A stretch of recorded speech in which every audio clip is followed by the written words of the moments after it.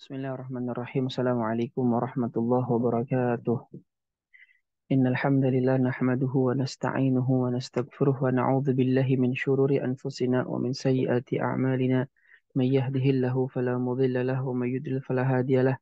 Asyhadu an la ilaha illallah wahdahu la syarika lahu wa asyhadu anna Muhammadan 'abduhu wa rasuluhu alladzi la nabiyya wa la rasula ba'dahu ma ba'd. Asallallahu subhanahu wa ta'ala an yamunna 'alaina bi'ilmin nafi' وعمل صالح وأن يفقهنا في الدين وأن يفتح لنا فتوح العارفين وأن يرزقنا الله الإخلاص في الأقوال والأعمال اللهم آمين. رب اشرح لي صدري ويسر لي أمري واحلل عقدة من لساني يفقهوا قولي. Alhamdulillahirabbil alamin, segala puji hanya bagi Allah Subhanahu wa taala. Shalawat serta salam semoga senantiasa terlimpah curah kepada baginda Rasulullah sallallahu alaihi wasallam, pada keluarganya, pada sahabatnya, dan semoga kita semua termasuk ke dalam golongan umat beliau yang mendapatkan syafaatnya kelak di yaumul qiyamah. Amin ya Allah ya rabbal alamin. Ikhwani wa akhwati fillah rahimakumullah. Insyaallah pada kesempatan ini kita akan melanjutkan kembali kajian kita. Kita masih dalam bab at-takhsis al-muttasil, ya. At-takhsis al-muttasil, dan sudah masuk ke at-takhsis al-muttasil bisyarti, takhsis muttasil dengan menggunakan syarat, ya. Setelah kemudian kita selesai membahas tentang at-takhsis bi al-istisna, ya. Silakan bisa dilihat. Bismillahirrahmanirrahim. Qala al-muallif rahimahullahu taala wa nafa'ana Allahu bihi wa bi ulumihi fid dunya wal akhirah. Amin ya Allah ya rabbal alamin. Wa syartu, dan syarat, ay wa thani al-mukhassisati al-muttasilah, yaitu al-mukhassis al-muttasilah yang kedua setelah istisna adalah asyartu. Dan sedikit mengingatkan bahwa at-taksis atau al-mukhassisat itu ada dua, ya. Ada al-mukhassisat al-muttasilah dan ada al-mukhassisat al-munfasilah. Al-mukhassisat al-muttasilah artinya dalil taksis yang tidak berdiri sendiri, melainkan dia beriringan dengan lafaz umumnya. Sedangkan al-mukhassis al-munfasil adalah dalil taksis yang berdiri sendiri, terpisah dengan lafaz atau dalil umumnya. Nah, kemudian al-mukhassis al-muttasil, ya, lafaz-lafaz yang mengkhususkan muttasil itu ada 4. Ada istisna, ada syarat, ada 5, ya. Istisna, syarat, sifat, ghoyah, ya. Yang terakhir itu nanti badal. Nah, kita masuk ke dalam mukhassisat yang kedua, mukhassisat al-muttasil yang kedua, yaitu adalah asyartu. Qala al-muallif rahimahullahu ta'ala rahmatan wasi'ah wa nafa'ana Allahu bihi wa bi'ulumihi fid dunya wal akhirah. Amin ya Allah ya rabbal alamin. Wa syartu, dan syarat itu, wahwa adalah ta'liqu amrin bi amrin, ya. Yang namanya syarat secara bahasa itu ta'liqu amrin bi amrin, menggantungkan sesuatu dengan sesuatu yang lain. Artinya kita menggantungkan tercapainya sesuatu dengan adanya sesuatu yang lain. Contoh kita katakan in qama zaidun in qama zaidun fa ukrimuhu, atau in qama zaidun ukrimhu, ya. In qama zaidun ukrimhu. Jika Zaid itu berdiri, ukrimhu, aku pasti akan memuliakannya. Nah, perbuatan memuliakan Zaid itu baru akan terjadi apabila Zaid itu berdiri.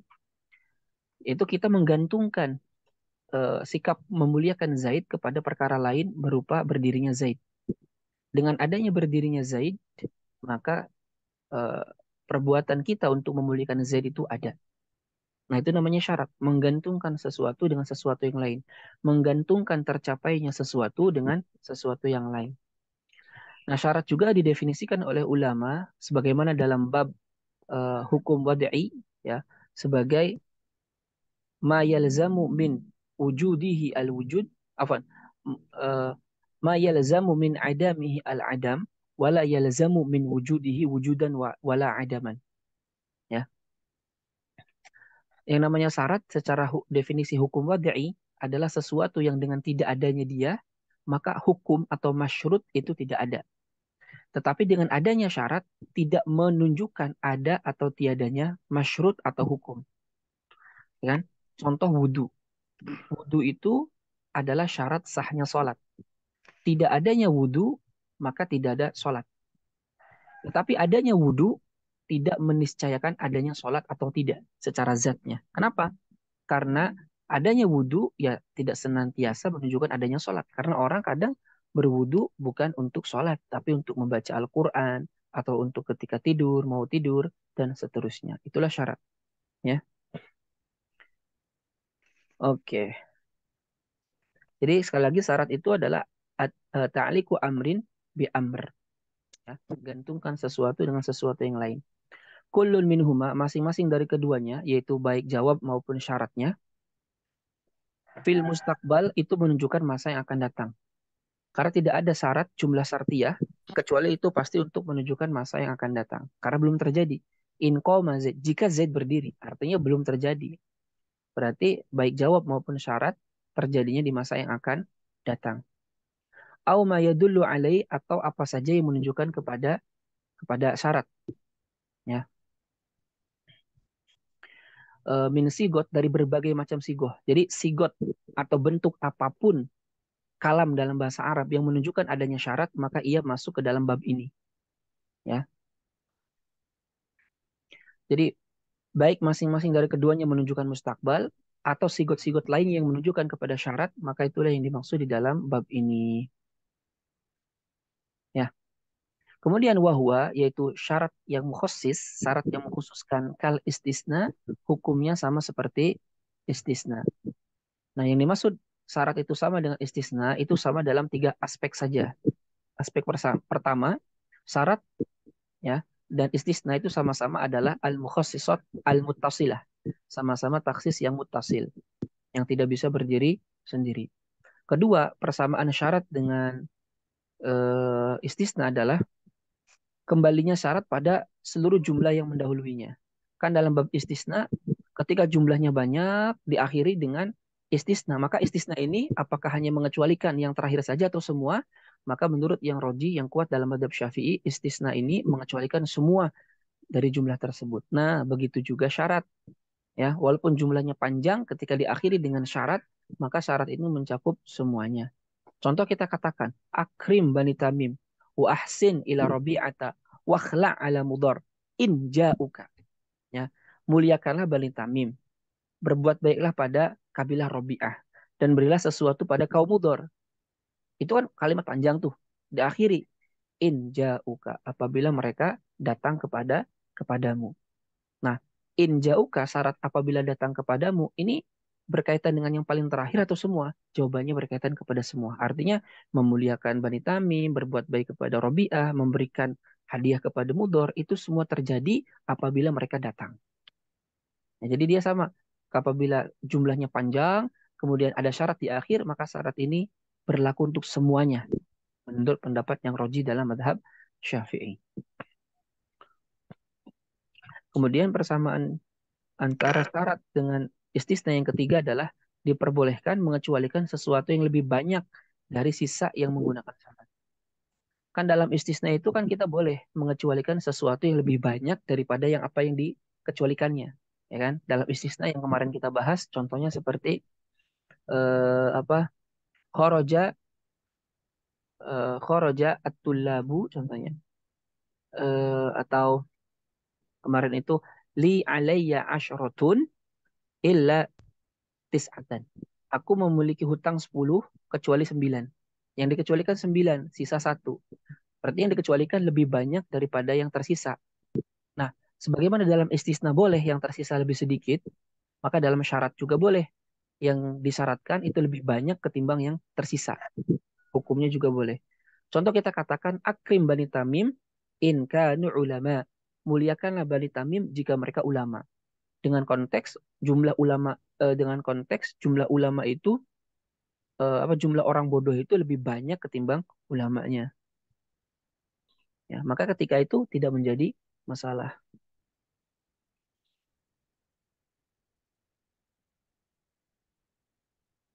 Jadi sekali lagi kesamaan syarat dengan istisna itu 3. 1, sama-sama taksis muttasil. Dua, ya, sama-sama apabila dia jumlah di sebelumnya diiringi dengan jumlah banyak, maka dia mensyaratkan semuanya, tidak yang paling terakhir.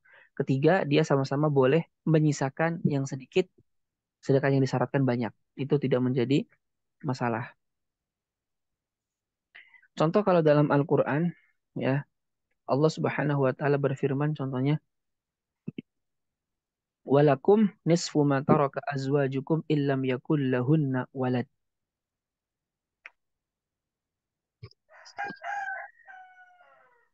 Ya, dalam surat An-Nisa 12 Allah mengatakan walakum, dan bagi kalian, nisfu, setengah, ma taraka azwajukum, apa yang ditinggalkan oleh istri kalian, illam yakun lahunna walad, jika mereka tidak punya anak. Jadi suami apabila istri meninggal itu mendapatkan bagian setengah harta waris istri. Cuma di sini disyaratkan in lam yakun lahunna waladun, jika para istri itu tidak punya anak. Artinya apa? In lam yakun lahunna walad itu adalah ataksis yang mengkhususkan keumuman walakum nisfu ma taraka azwajukum. Ya, bagi kalian setengah apa yang ditinggalkan istri, ini kan umum. Mau istrinya punya anak atau tidak punya anak, sebelum ayat ini selesai itu kan pokoknya suami dapat setengah dari harta warisan istri. Tapi kemudian datang ini in lam yakun lahunna walad, jika mereka tidak punya anak. Ini namanya taksis dengan syarat. Artinya kalau mereka punya anak, bagian suami tidak lagi setengah. Ya, tidak lagi setengah. Kalau tidak salah dia jadi, agak lupa saya berapa, seperenam kalau punya anak. Kalau istri kan kalau ditinggal mati suami, dia juga dapat setengah. Tapi kalau punya anak seperdelapan. Oke, kalau tidak saya salah ingat ya. Nah, fasar tukot di sini syarat telah mengkhususkan bagian waris suami. Bahwasanya asalnya dia itu mendapatkan setengah harta waris istri jika istri itu tidak meninggalkan anak, baik anak laki-laki atau perempuan. Ya. Adapun jika dia istri punya anak, maka harta waris yang didapatkan oleh suami berbeda. Ya, dia mendapatkan seperempat, afwan. Jadi kalau istri punya anak, maka suami hanya mendapatkan seperempat. Nah, contoh yang lain, taksis syarat yang lain. Allah mengatakan dalam surat An-Nisa ayat 11, likulli wahidin minhumas sudus mimma taraka in kana lahu walad. Bagi masing-masing dari keduanya mendapatkan seperenam dari apa yang telah ia tinggalkan apabila dia tidak punya anak. Ya, eh, masing-masing bagi istri kalau tidak salah ya. Itu mendapatkan seperenam dari harta waris suami kalau dia nggak punya anak. Kalau punya anak maka seperdelapan.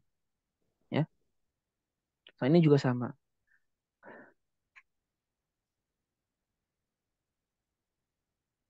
Nah,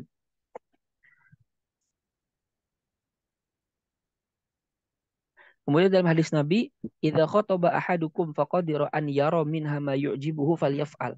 Apabila salah seorang di antara kalian mengkhitbah dan dia mampu untuk melihat sesuatu dari calonnya itu yang bisa menjadikan dia suka, maka lakukanlah.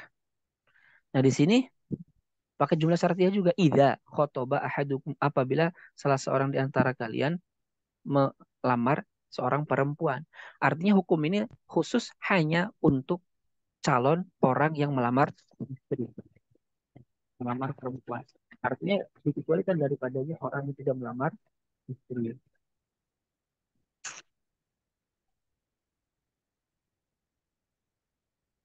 Sedangkan ketika dia bukan orang yang nador, bukan orang yang hendak mengkhidbah seorang perempuan, maka haram baginya untuk melihat perempuan kecuali wajah dan kedua telapak tangan saja tanpa syahwat. Nah, hadis ini mengkhususkan keumuman haramnya kita memandang perempuan selain dari wajah dan kedua telapak tangan.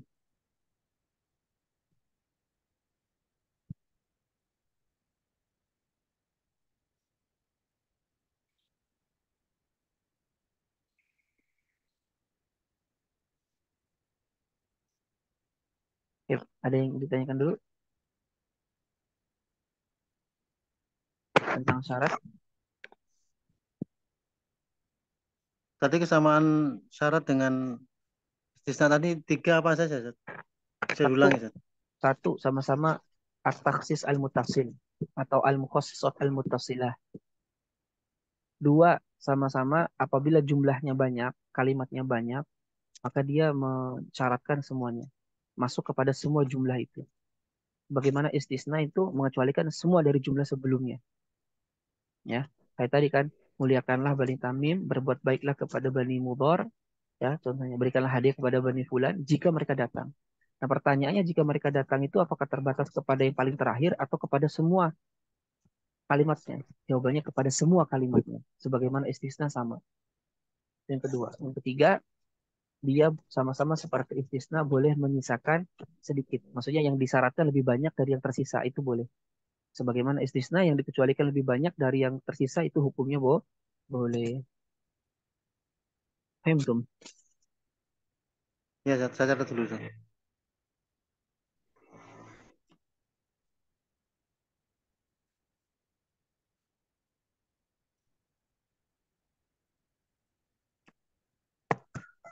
Nah, yang lain ada yang ditanyakan?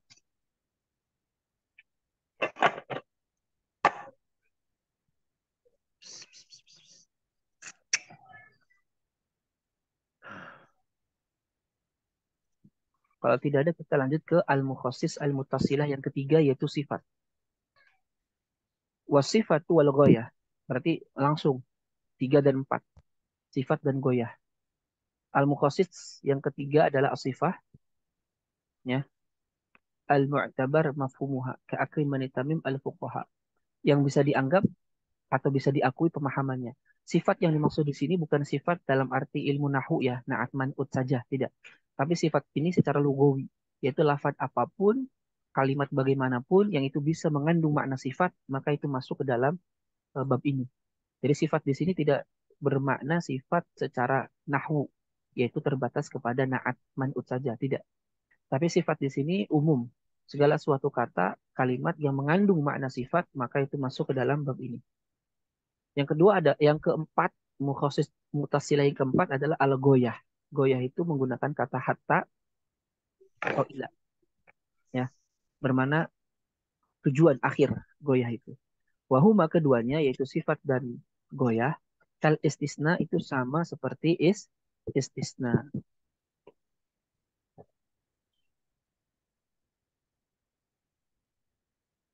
Nah, makanya contohnya ya tadi sudah saya jelaskan sifat yang dimaksud adalah sifat maknawiyah yaitu kata apapun yang bermakna sifat tidak terbatas pada sifat secara pandangan nahwu yang terbatas pada naat man'ut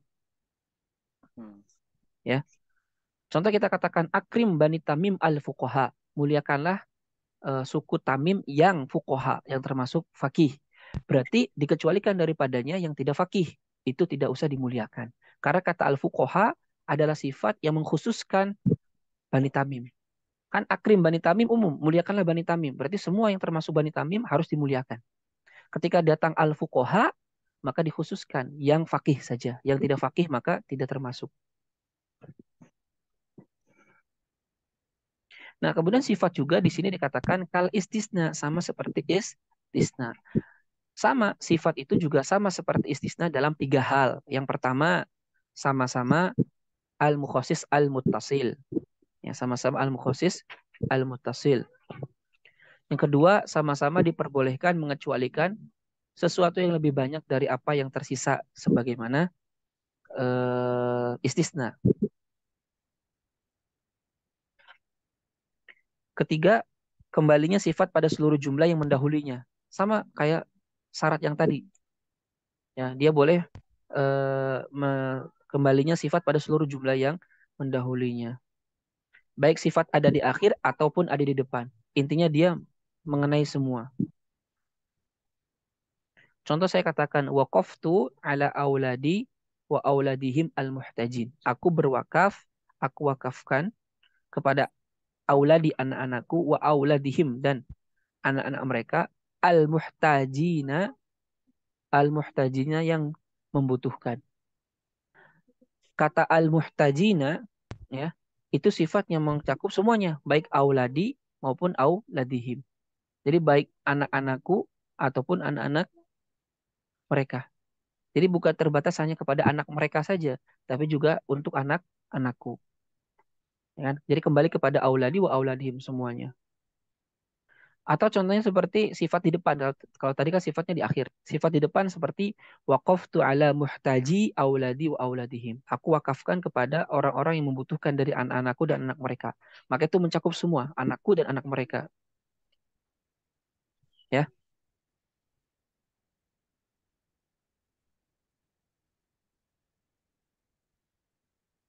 Nah, sedikit ada perbedaan itu apabila sifat itu ada di tengah-tengah.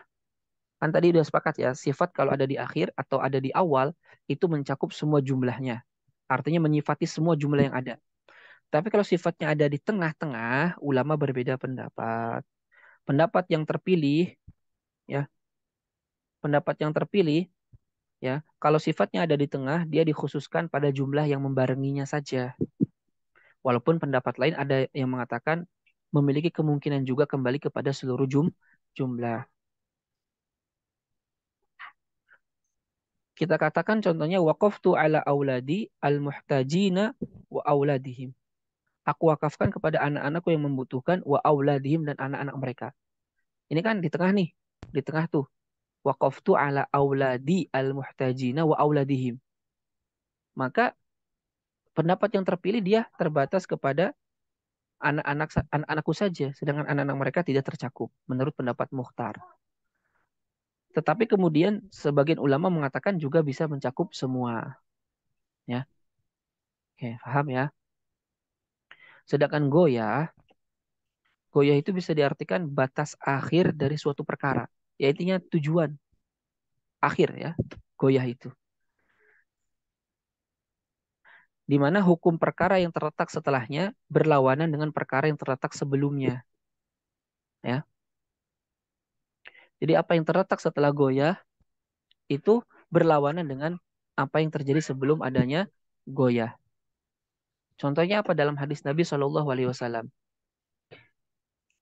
Idza ahdasa ahadukum falyatawaddo. Afan. La tuqbalu salatu ahadikum idza ahdasa hatta yatawaddoa. Tidaklah diterima salat salah seorang di antara kalian idza ahdasa apabila berhadas hatta sampai yatawaddoa dia berwudu. Ya. Maka hukum yatawaddo itu akan berlawanan dengan kalimat sebelumnya. Kalimat sebelumnya kan mengatakan tidak diterima sholat salah seorang di antara kalian apabila berhadas sampai berwudu. Artinya kalau sudah berwudu, maka hukumnya berlawanan dengan sebelum. Apa itu? Diterimanya sholat. Jadi yang namanya goyah apa? Tadi di mana hukum perkara yang terletak setelah goyah berlawanan dengan yang sebelumnya. Ketika ia tawaddo berwudu, dia berlawanan dengan hukum sebelumnya, yaitu tidak diterima, menjadi diterima.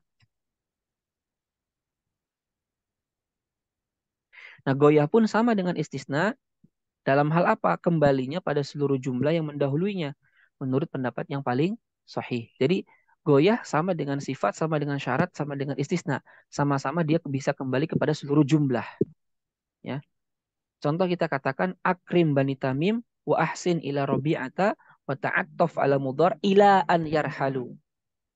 Ya, muliakanlah bani tamim, berbuat baiklah kepada Robi'ah dan berbuat baiklah kepada Mudor ila an yarhalu sampai mereka itu pergi. Nah, itu goyah. Nah, apakah sampai mereka pergi terbatas kepada Mudor saja atau kepada semuanya? Jawabannya kepada semua. Jadi kalau semuanya sudah pergi, maka tidak lagi berlaku hukumnya. Ya, tidak lagi apa? Berlaku hukumnya.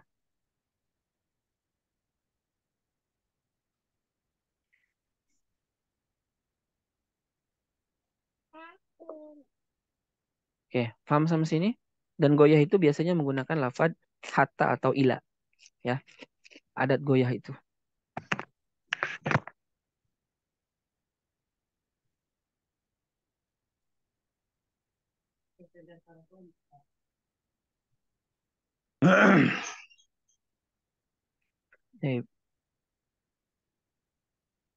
Oke.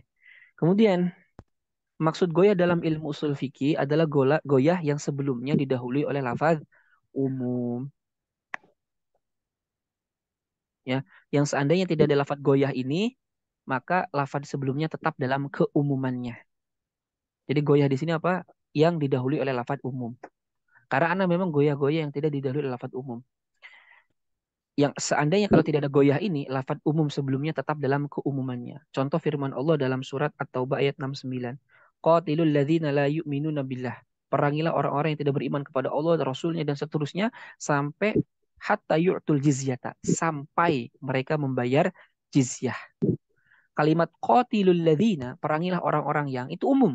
Alladzina, lafadz umum, si mausul. Berarti perangilah pokoknya orang yang tidak beriman kepada Allah, tidak beriman kepada Rasulullah, tidak menghalalkan apa yang Allah halalkan, tidak mengharamkan dengan apa yang Allah haramkan, tidak beragama dengan apa yang agama perintahkan, perangi. Kalau seandainya tidak ada kalimat hatta yu'tul jizyah, sampai mereka membayar jizyah, maka dia tetap dalam keumumannya. Apa itu? Mereka wajib diperangi dalam keadaan apapun, mau bayar jizyah ataupun tidak.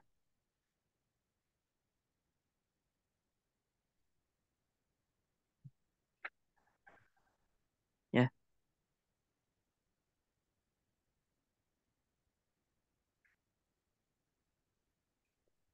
ya, paham sampai sini ya. Ya. Nah, karena ada goyah hatta yu'tul jizyah sampai mereka membayar jizyah, berarti itu pentaksis. Ketika mereka orang kafir sudah membayar jizyah, maka tidak boleh lagi kita memerangi mereka.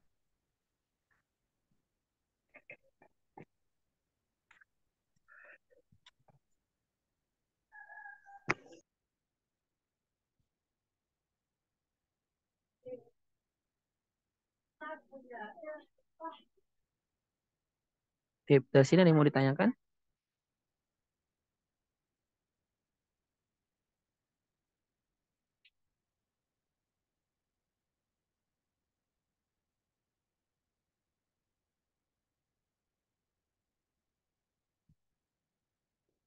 Ada.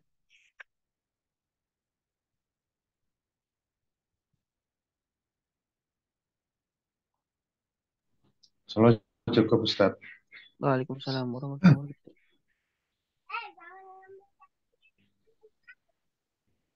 Ya,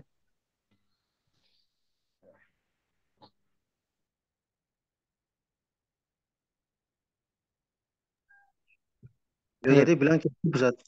Hmm? Beliau tadi bilang cukup, insya Allah cukup ini. Oh ya, siap. Contohnya banyak ya di sini. Hurimat alaikum ummah, yang goyah-goyah. Faksilu wujuhakum wa aidiyakum ilal marafiq. Basuhlah wajah dan tangan kalian ilal marafiq sampai kepada sikut. Ya, maka sampai sikut itu taksis. Sampai sikut. Karena lafad aidiyakum, tangan itu kan umum. Tangan itu bisa dari ujung jari sampai ini, pundak. Ini semuanya tangan. Nah, itu umum. Artinya basuhlah kedua tangan. Nah, di sini ditaksis ila al-marofik sampai si sikut. Maka itu pentaksis yang diminta oleh syariat adalah dibasuh dari ujung jari sampai si sikut saja.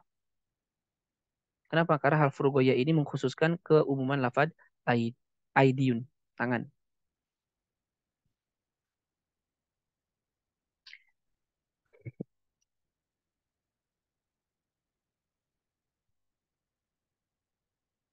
Oke,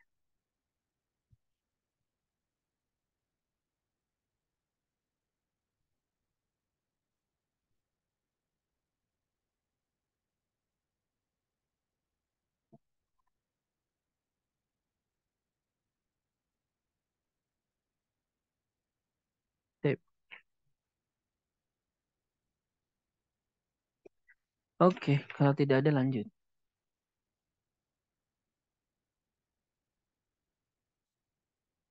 Wal muradu dan yang dimaksud bil goyah dengan goyah adalah goyatun, adalah goyah sahibaha umumun. Nah, ini yang tadi saya jelaskan. Adalah goyah sahibaha umumun yang beriringan dengan lafad umum yashmaluha. Yang mana lafad umum itu mencakup goyah. Ya.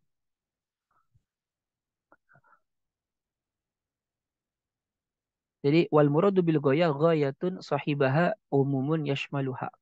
Jadi yang dimaksud goyah di sini adalah goyah yang diiringi dengan umum yang mencakup goyah tersebut. Ya. Walam yurad biha, dan tidak dimaksudkan dengan goyah tersebut tahqiquhu, adalah pewujudannya. Semisal hatta yu'tul jizyah, ya, yang tadi saya sudah jelaskan.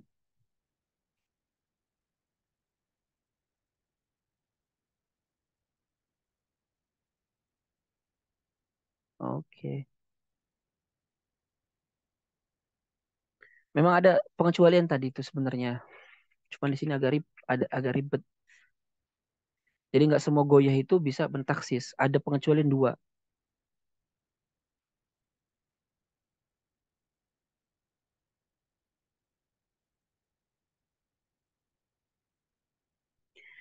Dalam hal ini ada dua bentuk goyah yang dikecualikan. Artinya tidak masuk ke dalam taksis. Yang pertama, goyah yang seandainya tidak disebutkan, maka tidak ada yang menunjukkan keberadaannya.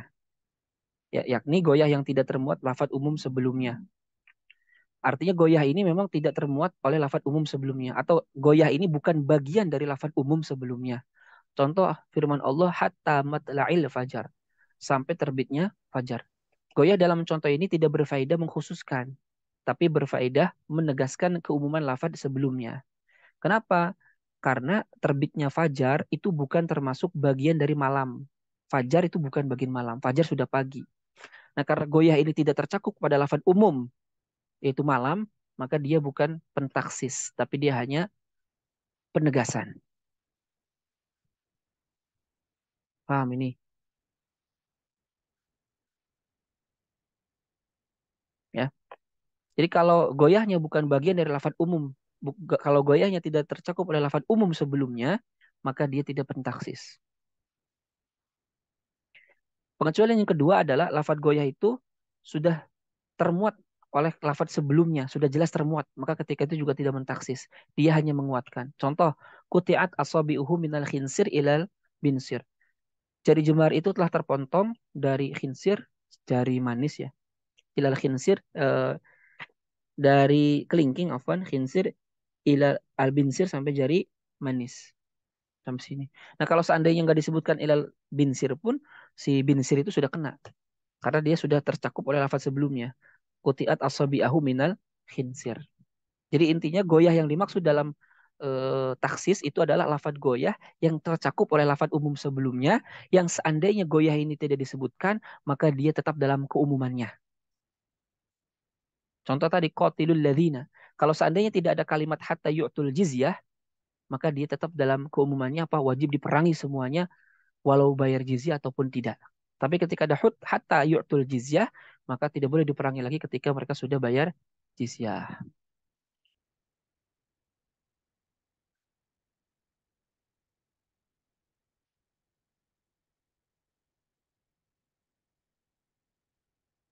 Nah, di sini katakan hatta yu'tul jizyah. Fa innaha law lam ta'ti, seandainya tidak datang itu lafad goyah, laqatalnahum atau al jizyah amla. Pasti kita akan perangi mereka, baik mereka bayar jizyah ataupun tidak.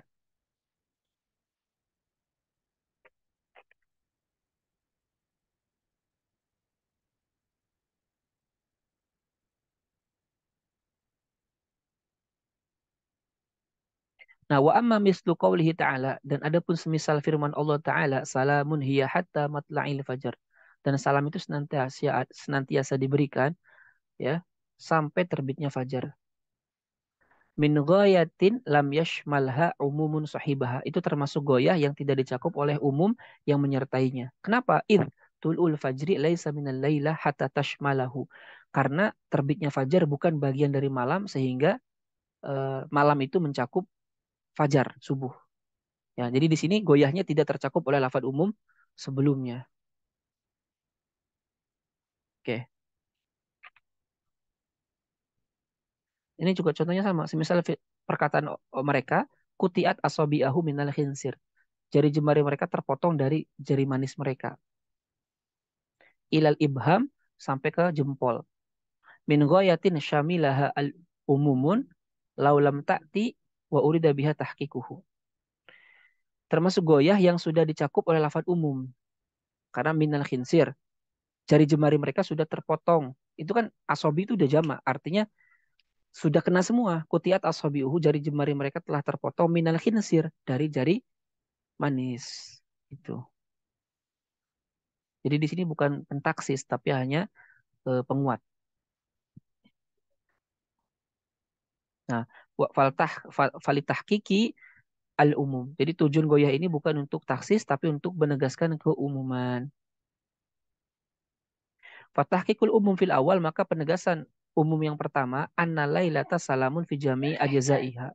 Bahwa malam itu diucapkan salam di semua bagian-bagian malam itu. Wafisani, sedangkan yang kedua annal asabi kutiat kulluha. Bahwa yang kedua jari jemari mereka itu terpotong semuanya.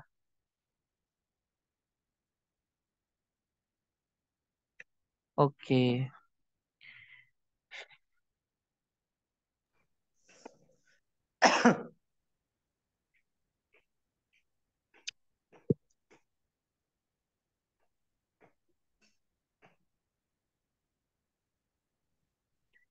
Oke.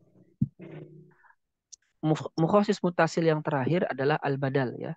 Wa khamisuha, mukhasis mutasil yang kelima adalah badal.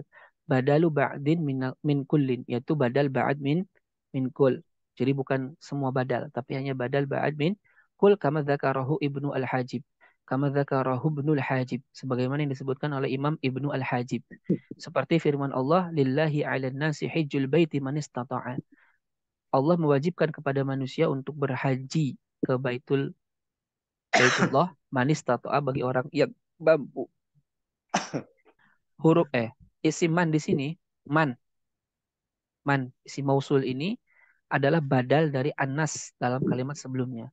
Jadi lillahi ala nas, bagi Allah, Allah mewajibkan ala nas kepada manusia hijul baiti, berhaji. Anas di sini siapa? Umum kan? Anas itu termasuk lafaz umum karena dia isim mufrad dikasih alif lam ta'rif, umum, mencakup semua jenis manusia. Kemudian ditaksis dengan badal manis tatoa, orang yang mampu. Artinya orang yang tidak mampu tidak terkena kewajiban haji ataupun umrah. Au badalu istimalin, atau juga badal istimal.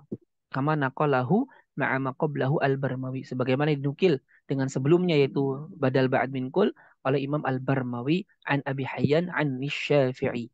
Contoh, a'jabani Zaidun ilmuhu. Zaid itu membuat aku kagum. Tapi bukan Zaidnya. Dikhususkan ilmuhu adalah ilmunya.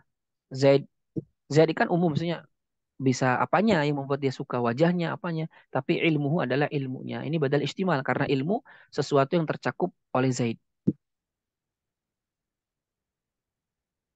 Oke. Walam yadhkuruhu, dan tidak disebutkan itu si badal, baik badal ba'd min kul atau istimal, al-aktsaru, oleh kebanyakan ulama.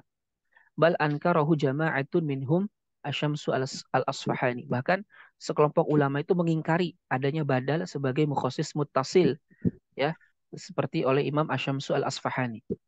Ya, begitu juga Imam Syekh Taqiyuddin An-Nabhani rahimahullah dalam Saksiyah Juz 3, beliau juga tidak memasukkan badal sebagai mukhasis. Beliau mengatakan badal mukhasis muttasil itu cuma 4: istisna, syarat, sifat, dan goyah, 4 saja. Tidak tidak ada badal.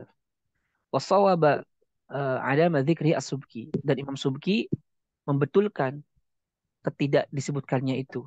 Artinya beliau membetulkan badal itu bagian dari mukhasis muttasil kama naqalahu anhu ibnuhu fil asal, sebagaimana dinukil oleh anaknya di dalam kitab asli, yaitu Jam'ul Jawami. Li'annal mubdal minhu, karena mubdal minhu kata sebelumnya yang digantikan fi niyati torhi, dalam niat dibuang.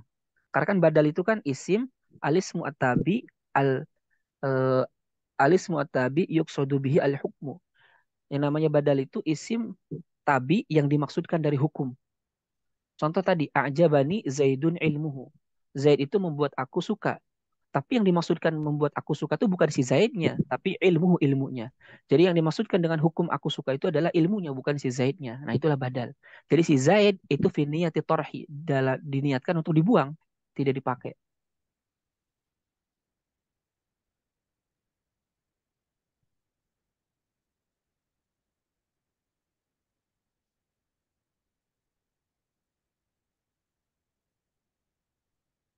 Oke.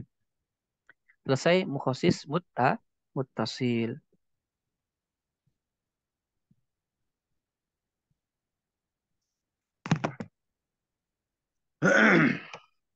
Baik. Apaan? Tadi saya sedikit salah baca ibarah ini ya, nih fatal ini kesalahannya. Wasawaba ada madzikri asubki.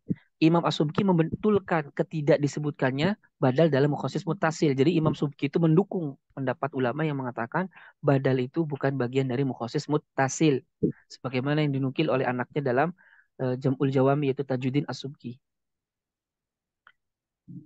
Nah, kenapa? Alasannya kenapa kok dia Imam Asubki membetulkan bahwa badal itu tidak termasuk mukhasis mutasil karena mubdal minhu itu dalam niat dibuang. Fala mahalla yakhruju minhu fala takhsisu bihi. Makanya tidak ada maksudnya tidak ada peran apapun kalau dia memang diniatkan dibuang. Bagaimana ditaksis sesuatu yang memang diniatkan tidak ada. Nah, itu kata Imam As-Subki, ya. Kemudian ini dijawab oleh Imam Barmawi dan seterusnya.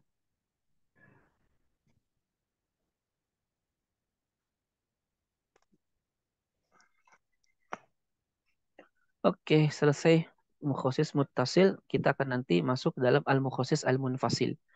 Jadi al-mukhasis al-munfasil itu adalah mukhasis yang berdiri sendiri yang terpisah dengan lafaz umumnya. Kalau mukhasis muttasil kan mukhasisnya beriringan dengan lafaz umumnya. Oke, sampai sini ada yang ditanyakan dulu?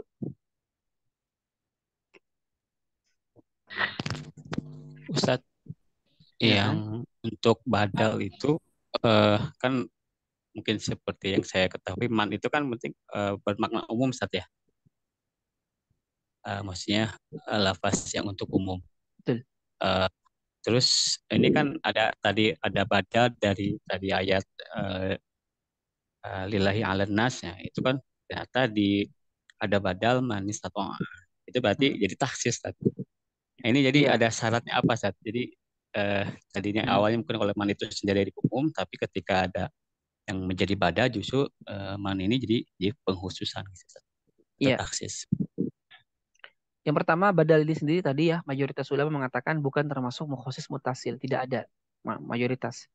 Nah, kalaupun ada man di sini badal karena man ini sudah dikhususkan lagi dengan istato'a sebetulnya.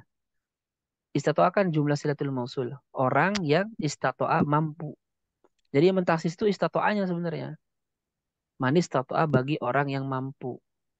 Gitu. Artinya kan ini khusus mengecualikan anas yang umum tadi. Anas itu kan umum, mau mampu mau tidak mampu wajib bagi mereka haji.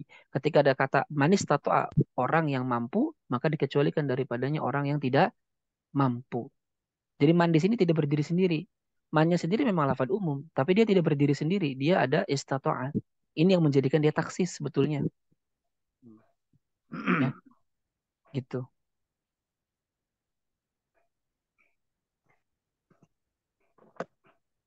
Contoh-contoh taksis banyak ya.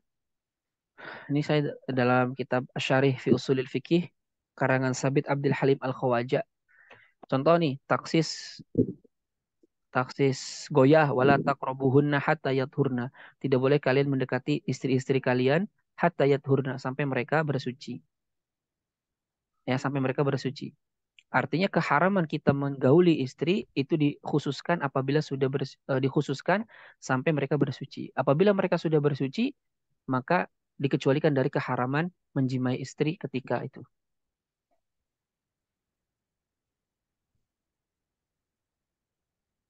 Dalam ayat yang lain, fa in talaqaha fala tahilu lahu min ba'du hatta tankiha zaujan ghairahu. Jika dia mentalak, jika seorang suami mentalak istri untuk talak yang tiga, fala tahilu maka tidaklah halal lahu, maka fala tahilu maka istri itu tidak halal lahu bagi bekas mantan suami itu min ba'du setelah cerai hatta tankiha zaujan ghairah. Sampai si istri itu menikah dengan suami yang lain. Nah, artinya keharaman menikahi mantan istri yang ditalak tiga itu dikhususkan,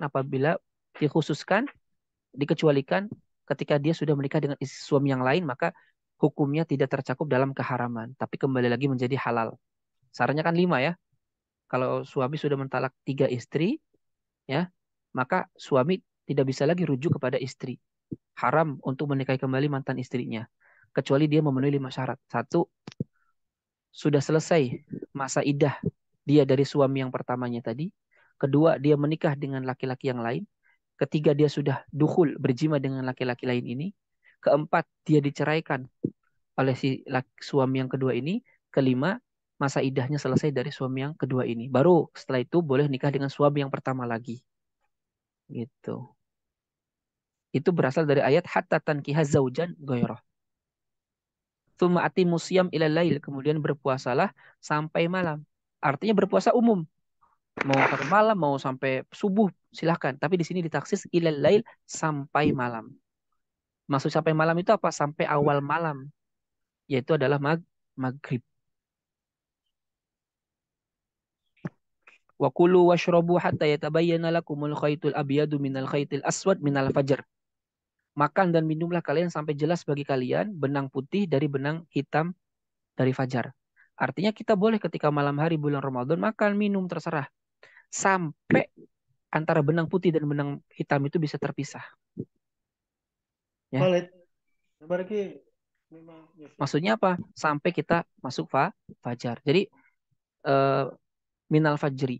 Artinya kalau sebelum fajar kita boleh makan minum. Tapi kalau sudah masuk fajar itu pentaksis. Diharamkan kita untuk makan dan minum. Makanya ini pendapat yang sebenarnya merod.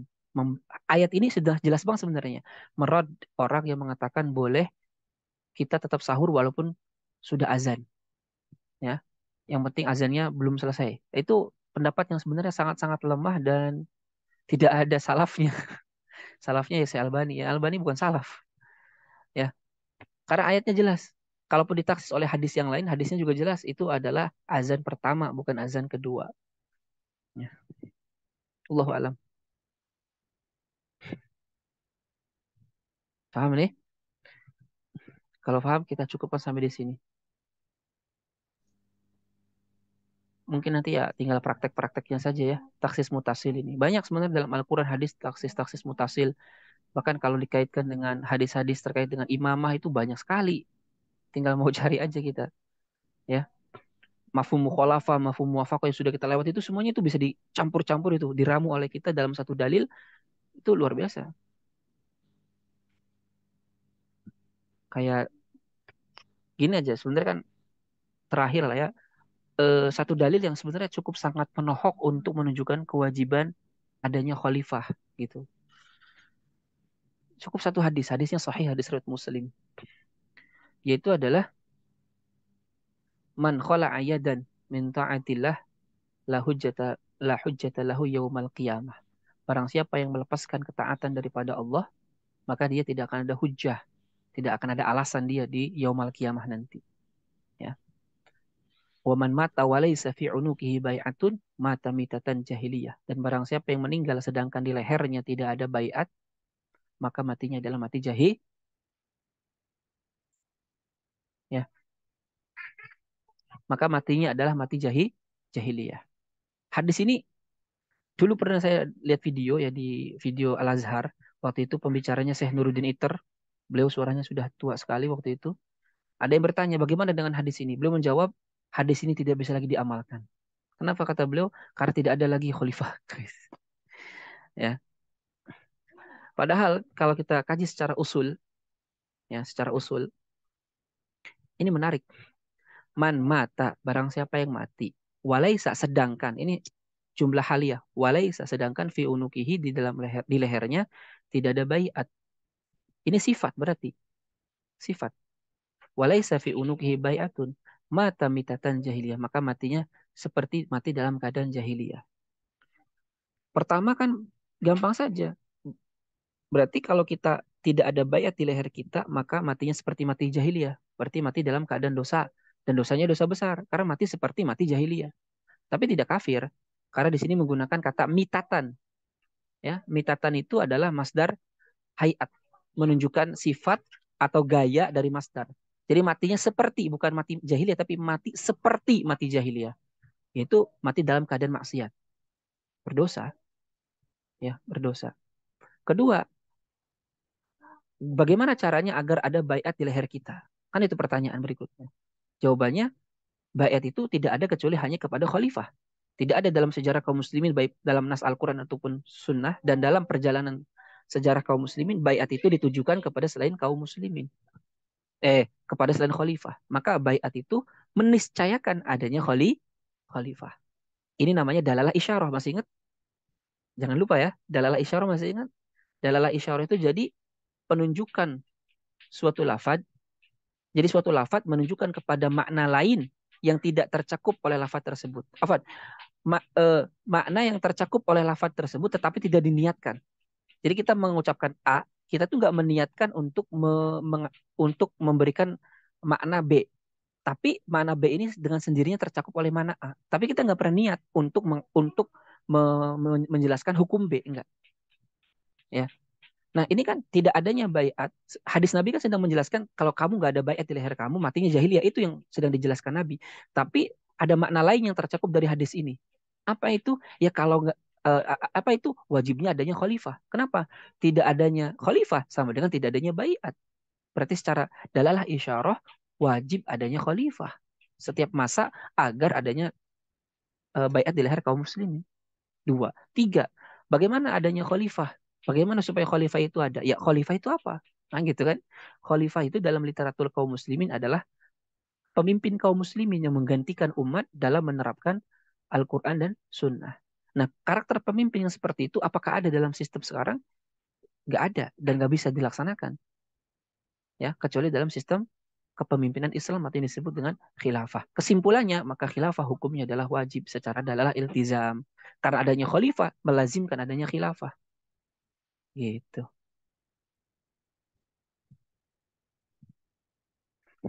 Ya. Jadi itulah fungsi usul fikih ya. Fungsi usul fikih begitu. Jadi di sini sebenarnya sudah lebih dari cukup untuk menunjukkan adanya kewajiban khilafah dan berdosa kalau tidak ada khilafah atau khalifah. Begitu. Allahu a'lam. Bagaimana memahami hadis seperti itu yang menafikan atau menahikan? Ya dengan perangkat usul fikih yang kita pelajari tadi. Secara mafhumnya kita kaji, mantuknya kita kaji. Ya, kalau ada lafaz umumnya kita lihat, ada lafaz umum tidak, ada pentaksisnya tidak, dan seterusnya. Begitu. Ya, menarik. Wallahu a'lam bishawab. Mungkin kita akhiri sampai sini dulu. Hari Kamis kita masuk ke dalam Al-Mukhasis Al-Munfasil. Kita tutup dengan doa kafaratul majlis. Subhanaka Allahumma wa bihamdika asyhadu an la ilaha illa anta astaghfiruka wa atubu ilaih. Wal afu minkum. Assalamualaikum warahmatullahi wabarakatuh. Waalaikumsalam warahmatullahi wabarakatuh.